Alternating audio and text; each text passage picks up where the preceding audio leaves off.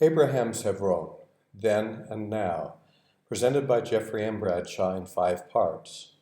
Part 5, Mamre. The purpose of this series is to provide a brief introduction to some of the places linked in tradition to the lives of the family of Abraham and Sarah. Many, though not all, of the sites we will visit are in or near the city of Hebron. Although archaeology cannot directly substantiate the scriptural stories of Abraham, Isaac, and Jacob, it can tell us something about the geography, settlements, and daily life of their contemporaries. Learning more about these places helps us get a more realistic sense of the setting in which the patriarchs lived. It is hoped that this series of presentations will increase exposure to these sites, so rich in biblical history and tradition. Genesis 13:18 tells us that after separating from his nephew Lot, Abram removed his tent and came and dwelt in the plain of Mamre, which is in Hebron, and there built an altar unto the Lord. The Hebrew Bible has Alon of Mamre, which means oak of Mamre, and not plain of Mamre as given in the King James Version. Genesis 14:13 associates the name of the place with one of Abraham's allies in his battle to rescue Lot from the opposing kings, saying that he, quote, dwelt in the plain of Mamre the Amorite, a confederate with Abram. Sometimes identified with the tree of life, the tree, which is mentioned also in Genesis 18, was reputed to possess healing properties and powers that ultimately enabled Abraham to rectify the world in his day. Traditions speak of a nearby altar where ritual meals, offerings, and the receipt of divine oracles and revelations could take place. Religious devotions performed in such settings were an approved necessity in nomadic times, but were later condemned when they became the object of distorted forms of worship. Mamre became the site of some of Abraham's most sacred experiences. After his return to Mamre from the rescue of Lot, we read in Genesis 14 that he welcomed Melchizedek, king of Salem and the priest of the Most High God. Joseph Smith explained that Melchizedek was not the king of some country or nation on the earth, but rather that King of Salem was a title referring to his ordination after the order of the Son of God. At Mamre, Abraham received the fullness of the higher priesthood under the hands of Melchizedek. The prophet also explained that afterward Abraham received his election sure when he demonstrated his willingness to sacrifice his son Isaac. Legend further recounts that Abraham was sitting under the oak of Mamre when he received the visit of 3 strangers. This icon by Rublev symbolizes the figurative presence of all 3 members of the Godhead in the 3 messengers that appeared to Abraham and Sarah to announce the birth of their son Isaac. With reference to accounts of visits of divine messengers that were sent to teach the gospel to Adam and Eve, a BYU professor, Alonzo Gaskill, observes that, quote, Peter, James, and John, whether appearing to Adam and Eve or serving as the head of the post-resurrection church in the meridian of time, are symbols of something much greater than themselves, namely the Godhead, as are all subsequent first presencies. Whether these 3 brethren, or any set of tripartite messengers, had physical contact with Adam and Eve, or any other Old Testament figure, makes no difference. What is important is what they brought and whom they represented. End of quote. The 3 personages shown here are arranged in a circle, with their hands and their gazes centered on a chalice of wine, a symbol of the voluntary sacrifice of the Son of God. Abraham and Isaac will themselves become figures of the Father and the Son in Isaac's near sacrifice. The Father, represented at left, is dressed differently than the other 2. He wears a pale pink cloak with brown and blue-green lights of sober and indefinite hue that covers both shoulders. The Son, depicted in the middle, has the customary colors of a purple chiton, meaning a draped or belted tunic, and a blue coat draped over his left shoulder, the color of the cloak symbolizing incarnation. Behind him grows a tree of life, born of his sacrificial death. The principal color of the Holy Spirit is green, represented in the cloak draped over his right shoulder. Here the color green signifies youth, fullness of powers. This specifically indicates the properties of renewing all things and giving them life. The symbolism recalls the promise made in D&C 84 to those who are to be sanctified by the Spirit unto the renewing of their bodies. The sites associated with biblical Mamre that we will visit in this presentation are a short distance to the north and northwest of Hebron. But before we go to the traditional sites of Mamre, we will make a quick stop in the St. George Church in Madaba, Jordan, about 20 miles down the King's Highway from Amman. The present church was built in 1880. The church is more commonly known as the Church of the Map. Map mosaics from Byzantine era once commonly adorned the floors of many churches and homes in the region. The partially preserved map of Palestine shown here has been dated to the last half of the 6th century and is made up of more than 2 million tiny tiles. Researchers have found great value in the descriptions and depictions of the 157 sites shown on the map. A photo and diagram of Mamre and Hebron are shown here. The fragmentary Greek above says Arbo, meaning the ancient Kirjath Arba, and also the terebinth and the Oak of Mamre. The buildings at left represent Constantine's Basilica and perhaps an attached monastery. The tree represents Abraham's oak, and the structure at right is the tomb of the patriarchs in Hebron itself, after Herod's roofless monument was transformed into a Christian church. Meisterman's 1906 map of the holy places of Hebron, in red, illustrates some of the difficulties in pinpointing ancient locations for Mamre in the vicinity. There are 5 candidates that have been proposed. 1. At least one ancient account says that Abraham's tree was once located within the area now enclosed by the tomb of the patriarchs over the cave of Machpelah. A more plausible location for the tent, oak, altar, and well of Abraham is on Tel Hebron, the site of ancient Hebron that was the subject of the 4th video in this series. Arguing for this site is that 5 references in Genesis specifically mention that Machpelah, the place of burial for Abraham's family, was located, quote, before Mamre, meaning to the east of Mamre. Tel Hebron is the only one of the candidate sites for Mamre that fits this description. One site that has a claim on grounds other than tradition is that called Khirbet and Ain Nimra, literally the ruin and spring of the leopard, about a half-mile north-northwest of modern Hebron. The word Nimre may be a survival of the ancient Mamre, the name, as often happens, being assimilated by a familiar word. The site is a possible one, but beyond this the name has not much to commend it. 4. A large oak at this site, owned by the Russian Orthodox Church, about 3 kilometers west-northwest of the modern city, is often shown today as the terebinth of Abraham. However, the tradition goes back only to the last several centuries. 5. Several Christian writers refer to a great terebinth which once stood in an enclosure some 2 or 3 kilometers north of Hebron, near the road to Jerusalem. This is almost certainly the site now known as Beit al-Khalil, or Ramat el-Khalil in Arabic, and Elonei Mamre in Hebrew. Its identity with Mamre is attested since the time of Herod the Great 2,000 years ago. However, archaeologists have determined that such an identification is less probable for earlier periods. In this presentation, we will focus on the last 2 of these places. The location of the Oak of Sibta, kept by the Russian Orthodox Church and located about 1 kilometer west of the bypass road, and Ramat el-Khalil, located about halfway between Halhul and Hebron, some 500 meters down a turnoff onto Road 3507 toward Jericho.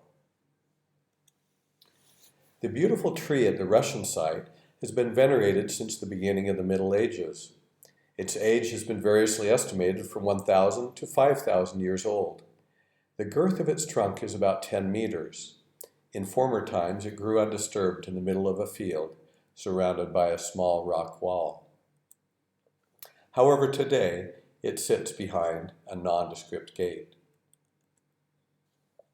This sign behind the gate reads Eshel, or Tamarisk of Abraham, but consistent with the English wording, it is really an alon, or oak.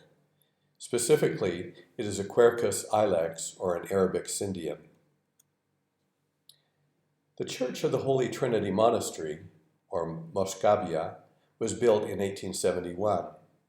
The name of the monastery recalls the famous icon of the Holy Trinity that corresponds symbolically to Abraham's three visitors. The site was the subject of serious contention among the Palestinian authorities and two different factions of the Russian Orthodox Church from 1997 to 2007. The home of the Palestinian caretaker is at left once one enters the site proper. This postcard from 1960 shows the caretaker at left against the fence and his two sons near the front center. Behind the tree is a peaceful rural hillside. 48 years later, in 2008, the son shown at left in the postcard, Anwar Zabla, had become the caretaker. 6 years later, in 2014, Anwar's beard had turned white and his boys had grown. The hillside behind the tree is full of buildings. Anwar holds the postcard showing himself as a boy. Not only the caretaker's family, but also the tree itself has aged. In 1865, it was still flourishing. The site was acquired in 1868 by Archimandrite Antonin Capuchin for the Church of Russia, and the nearby monastery of the Holy Trinity was founded. As the only functioning Christian site in the Hebron area, it attracted Russian pilgrims and other Christians. However, by the end of the 19th century, the tree was in serious decline. A 1912 visitor, Israel Abrahams, wrote of the tree as follows, quote, "A few years ago it was a fresh, vigorous giant, but now it is quite decayed. The ruin began in 1853 when a large branch was broken off by the weight of the snow. 12 years ago, the Russian Archimandrite of Jerusalem purchased the land on which the tree stands, and naturally he took much care of the relic. In fact, he took too much care, for some people think that the low wall which the Russians erected as a safeguard round the oak has been the cause of the rapid decay that has since set in. Year by year, the branches have dropped off. The snow and the lightning have had their victims. It is said that only 2 or 3 years ago one branch toward the east was still living, but when I saw it, the trunk was bare and barkless, full of little wormholes, and quite without a spark of vitality." End of quote. This is a photo of the tree taken in 2008. While the decline of the tree is tragic from a botanical point of view, others view it as a positive sign that portends the end of times and the glorious second coming of Christ. A long-standing tradition is that the oak of Abraham had to die before the Antichrist could appear in fulfillment of prophecy. The main trunk has been dead since 1996. However, in 1998, a root sprout appeared. Today, Anwar Zabla tends Abraham's daughters, 2 small oaks growing nearby, the progeny of the original tree.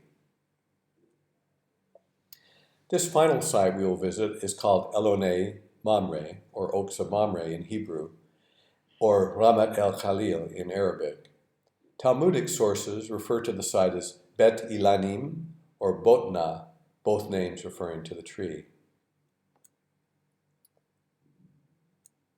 The site is located about 400 meters from the Glassworks Junction, the old entrance to Hebron and Kiryat Arba along what used to be the main Jerusalem-Hebron highway.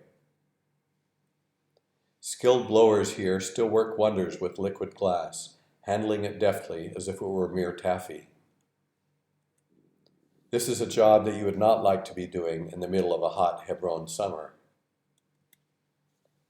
This scenic view of Ramat al-Khalil from earlier times looks back and up from the plains toward the tomb of the patriarchs near the center and Tel Hebron, ancient Hebron, at right.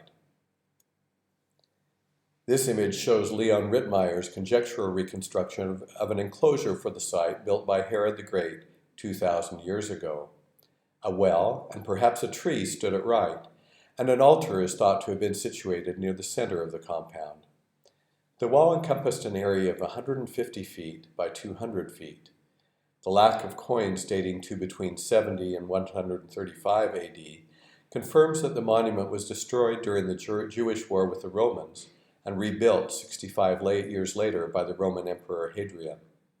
Along with Gaza and Akko, Mamre was one of the three most important public markets in Palestine and was dedicated to pagan worship. After the crushing of the Bar Kokhba revolt, Jews were sold here as slaves. The similarity of the stonework to the temple in Jerusalem and the tomb of the patriarchs has led archaeologists to conclude that Herod the Great was responsible for all three of these structures. A difference here is the lack of the distinctive margins cut along the edges of each stone. Also, unlike the two other buildings, the stones get larger as they go higher, increasing the illusion of height, despite the low height of the walls. According to some scholars, aspects of the monumental style of the stonework can be traced as far back as Solomon's temple. Deploring the pagan revelry at this site, the Roman Emperor Constantine, who had converted to Christianity, built a church here at about 330 AD. The walls of the excavated church can be seen in the top third of the image. At the bottom right, the round opening, what has been called Abraham's well, can be seen. According to one historian, quote, "The Constantine Basilica is the earliest of its kind in Palestine. It is of the broad house type and measures 50 feet by 60 feet. In the atrium to the west of the church stood the Oak of Abraham, and near it was the well.